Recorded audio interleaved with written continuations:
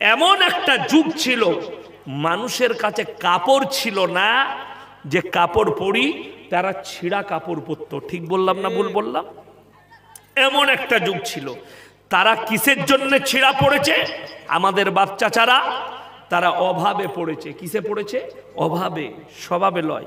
আর এখনকার আমাদের সন্তান হারামখোররা, এরা স্বভাবে ছিঁড়া কাপড় পরছে। কিসে বললাম? স্বভাবে।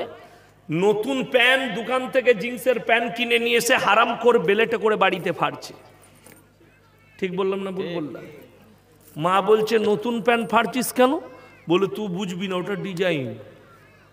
মা তো আর জানে না যে এই হারামখোরদের ডিজাইন এরকম। কেন? ও তো আর মৌলবীকে অনুসরণ করে না, ও ফিল্মের নাচনেওয়ালা হারামের আওলাদ দিকে ফলো করে।